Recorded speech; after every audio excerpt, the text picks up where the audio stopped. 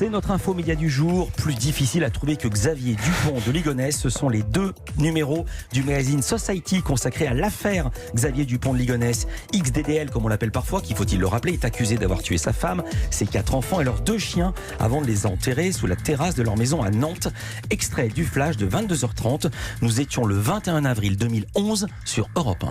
Il semble de plus en plus clair que le père de famille est exécuté par balle, sa femme et ses enfants avant de prendre la fuite. Depuis 15 jours, tous les téléphones portables de la famille sont éteints, aucun paiement par carte bancaire. Bref, rien qui permette pour l'heure, à notre connaissance, de retrouver celui qu'il convient désormais d'appeler le principal suspect. Et alors, presque 10 ans après les faits, le bimensuel Society consacre une longue enquête à cette affaire. 77 pages, 2500 signes, je dis ça pour les pros. Le premier épisode est sorti le 23 juillet. Le second, ou devrais-je dire le deuxième, est sorti 15 jours plus tard, le 6 août. Ruée dans les kiosques, rupture de stock, réimpression en urgence. Ce n'était pas arrivé depuis 2015 avec la parution du numéro de Charlie Hebdo post-attentat. Et pour parler de ce phénomène presse de l'été, nous recevons Franck Hanès. Bonjour. Bonjour. Vous êtes le PDG fondateur de SoPresse, qui édite Society, mais également SoFood, SoFilm, SoGood, l'étiquette, je ne vais pas tout citer. Et si ce matin, je n'ai toujours pas lu les 2 Society, ce qui n'est pas mon cas, mais pour ceux qui ne les ont pas lus, consacrés à Xavier Dupont de Ligonnès, est-ce que c'est trop tard ou est-ce qu'on peut encore les trouver ? Non, on peut encore les trouver. On a réimprimé 175 000 exemplaires la semaine dernière.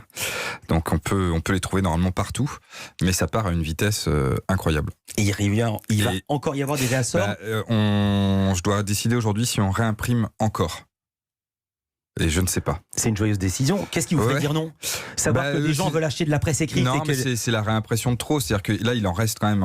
Il y en a encore dans les points de vente. Donc c'est juste que on voit que les ruptures. En fait, moi, j'ai donné mon numéro de téléphone sur les réseaux sociaux. Donc les marchands m'appellent directement, m'envoient directement des SMS et je reçois des SMS de marchands tous les jours qui me disent je suis en rupture. Il faut que tu me dépannes 30 exemplaires, 40 exemplaires. Est-ce que je peux recevoir 200 exemplaires, etc. Et donc on essaie de suivre. Mais alors, il y a un moment donné, c'était fou. Là, ça s'est quand même un peu calmé parce qu'on a remis du papier. Mais ça continue à partir. Donc, je vais faire un point là. La difficulté de l'été, c'était également de trouver du papier. Ouais, c'était dur de trouver du papier. Ouais. On en faisait venir par bateau parce que du coup, il n'y en avait plus à proximité. Et c'était une galère. Il venait d'où par bateau ? De Norvège, je crois. Combien vendez-vous habituellement et combien avez-vous vendu des exemplaires du numéro 136 et 137 ? D'habitude, on vend 47 000 par numéro. Et là, on va être aux environs entre 150 et 200 000 par numéro. Vous avez carrément créé un site internet qui répertorie les points de vente dans lesquels on peut trouver l'épisode 1, l'épisode 2, les 2, le tout classé par ordre de département. Comment vous avez eu l'idée de ce site et surtout comment ça marche ? Ça a été pas facile à monter ou facile ? Non, facile à monter. Après, on récupère des données que nous donne MLP, notre distributeur, et on les retraite pour voir un peu où il en reste et puis essayer d'informer les gens au plus près. On a eu l'idée tout simplement parce qu'on voyait qu'il y avait une espèce de chasse aux numéros. Les gens cherchaient des numéros et parallèlement, nous, on avait les marchands qui nous disaient moi j'en ai plus, etc. On s'est dit il faut que ces gens se rencontrent en fait. Il faut qu'à un moment donné, les marchands puissent rencontrer les acheteurs et les lecteurs. Et donc du coup, on a essayé de faciliter tout ça parce que fallait que les gens puissent le trouver quand même. Et alors c'est très très précis. Vous savez combien il reste d'exemplaires de l'épisode 1 au Super U de Mordel en Ille-et-Vilaine ? On a regardé, il en reste 9. Ah cool, c'est pas mal. Mais peut-être qu'il en reste plus que 8. Peut-être qu'à la fin de l'émission, il en restera plus. On a vérifié. Lise Pressac, qui est la rédactrice chef de l'émission, me dit qu'on a vérifié ce matin, c'est toujours 9. Vous parliez de la chasse, il y a également du marché noir. Certains internautes ont tenté de revendre les 2 magazines à prix d'or. Ça coûte en kiosque 3,90 chacun et pourtant on les trouve en vente entre 20 et 50 euros sur le Bon Coin. Qu'est-ce que ça vous inspire ? Ça me rend un peu... Enfin, ça me fait marrer d'une part et en même temps ça me rend un peu triste. Je me dis c'est un peu con quand même parce qu'il y a des marchands de presse qui ont besoin d'avoir des gens qui viennent au kiosque pour acheter de la presse et puis les revendre 25 balles sur eBay, c'est quand même fou quoi. Mais à un moment donné sur le Bon Coin, il y avait, quand j'ai regardé, il y avait 314 transactions en cours de gens qui l'achetaient à 25 euros. Je me suis dit mais c'est complètement fou quoi d'acheter à 25 euros le magazine alors qu'il est à 3,90 et qu'il va être réimprimé quoi qu'il arrive. Il est en vente jusqu'au 1er octobre. Donc de toute façon, il y en aura pour tout le monde. Alors j'en viens au fond et à cette enquête hors norme que j'ai lue, que j'ai dévorée. Comment vous avez travaillé pour mener cette enquête ? On a commencé il y a 4 ans, il y a presque 5 ans même. En fait, c'est un sujet qui habite un peu Society depuis le début du magazine. Au début, un peu sous forme de petits jeux d'enquête, et puis tout à coup, puis peu à peu, on allait voir, on a commencé à travailler sur le sujet, on a commencé à se documenter avec ce qui était disponible au départ pour tout le monde, et puis on s'est dit qu'il y avait peut-être des zones d'ombre qu'on pouvait un peu explorer, donc on allait voir d'abord la police pour leur faire part de nos questions. Ils nous ont reçus, ils nous ont eux-mêmes mis sur des pistes parce qu'on s'est plutôt très bien entendu avec eux, et puis peu à peu on a creusé, et en fait on avait des moyens que la police n'avait pas, puisque par exemple aujourd'hui en vrai ils ne cherchent plus vraiment Xavier Dupont de Ligonnès, puisque c'est une menace, et c'est pas une menace pour la société. Il a tué toute sa famille, il va tuer personne d'autre, donc l'État a pas à mettre énormément d'argent pour rechercher cet homme, donc du coup, nous, on pouvait mettre un peu d'argent pour investiguer, et donc du coup, à continuer l'enquête que eux ne pouvaient pas continuer forcément. Et vous avez fait parler des témoins qui n'ont pas encore parlé à la police. Ouais, ils vont bientôt parler à la police, je pense. Voilà. Qu'est-ce qu'ils vont raconter? Vous allez le savoir. Dans un instant, on continue de parler de l'incroyable succès du magazine Society avec Franck Hanez. Restez avec nous, on est là dans quelques minutes. Xavier Dupont de Ligonnès, ce que vous n'avez jamais lu, première partie, et puis deuxième partie, c'est le magazine Society qui a cartonné cet été avec ses numéros, qui est en rupture de stock, que vous ne cessez de tirer, de retirer et d'imprimer. On l'a dit, 4 voire 5 ans d'enquête, Franck Hanez. Combien de journalistes sur l'affaire? 4. Alors ils n'étaient pas à plein temps pendant 4 ans. Ouais. Pourquoi avoir décidé de mettre autant de moyens sur cette enquête? Vous saviez que ce serait forcément un coup, ou c'était une prise de risque? Non, c'était plus une prise de risque. On savait que ça marcherait, mais on savait pas que ça serait un coup. Après, c'était quand on a lancé Society, on avait dit que on irait jusqu'au bout, et qu'on aurait une couverture avec Xavier Dupont de Ligonnès en couverture, en interview exclusive, qu'on aurait ramené à la police. Ouais. Et au départ, un peu comme une blague finalement. Et on n'est pas si loin. On n'est pas si loin. On n'est pas si loin. Pour l'instant, il n'y a que 2 parties, mais qui sait. Sauf que vous laissez à penser, en disant ça, qu'il est toujours vivant. Ouais, moi je pense qu'il est toujours vivant. Tout le monde n'est pas d'accord. Parmi les enquêteurs qui ont travaillé dessus, il y en a un qui pense qu'il est mort, par exemple. Qu'est-ce qu'on apprend? On va arriver au fond de l'affaire. Qu'est-ce qu'on apprend qu'on ne savait pas? Bon, on apprend beaucoup, parce qu'en fait, ce qu'on sait de l'affaire, c'est un peu ce qu'on résume dans la première partie, même si on y apporte beaucoup plus de détails et pas mal de pistes déjà d'enquête. Par contre, toute la deuxième partie, c'est que du neuf, c'est l'enquête de la police finalement, et puis toutes les pistes inexplorées par la police qu'on explore nous. Donc, il y a beaucoup de témoins. Alors, c'est très très vaste à résumer comme ça, c'est assez impossible, mais c'est une cavale assez folle. C'est des détails très précis sur la cavale, par exemple, de Xavier Dupont de Ligonnès avec son ami Michel Rétif, et vous superposez les cartes et on voit qu'ils étaient quasiment aux mêmes endroits au même moment, et pourtant l'alibi de Michel Rétif est absolument imprenable. Pardon si je spoil un peu la fin, mais il y a des trucs complètement fous. Ouais. Non, il y a beaucoup de, il y a des trucs dingues, mais vraiment dingues. Par exemple, je vais prendre un exemple. De toute façon, il y a tellement de choses dedans que spoiler un petit truc, c'est pas très très grave, mais les enquêteurs se rendent compte qu'il y a une réservation dans le même hôtel que l'hôtel où il a disparu, au nom de Xavier Dupont, quelques jours avant. Et donc ils se disent, bon, ça veut dire qu'il est déjà venu, etc., etc. Ils enquêtent. Et pour eux, c'est évident, puisque la réservation qu'il a le jour où il disparaît, c'est également au nom de Xavier Dupont. Donc bon, c'est le même, c'est sûr. Eh ben non.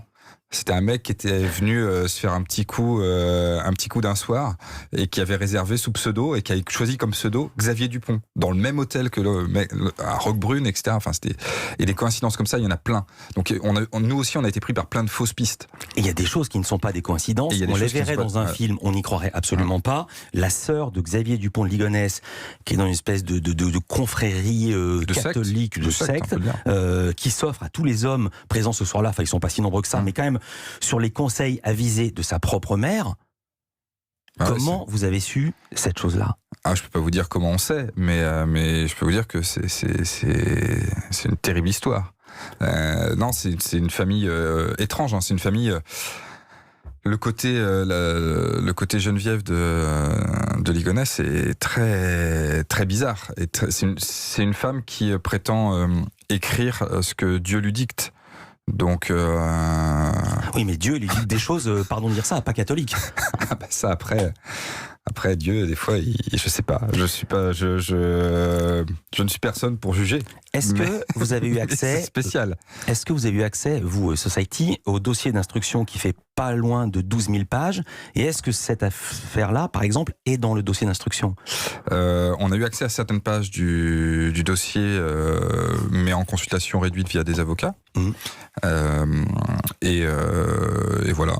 Et je sais plus si cette affaire-là ça doit y être dans le dossier. Après, je sais plus si on l'a lu dans le dossier ou pas.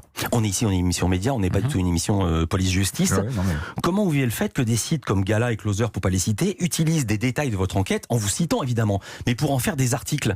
Il y a même des émissions de télé qui se préparent à partir de votre enquête. Par exemple, il y a l'émission de Jean-Marc Morandini sur CNews le 7 septembre, qui va revenir sur tout ce que vous avez sorti. Bon, c'est la presse poubelle et de la télé poubelle. Je sais pas quoi en penser.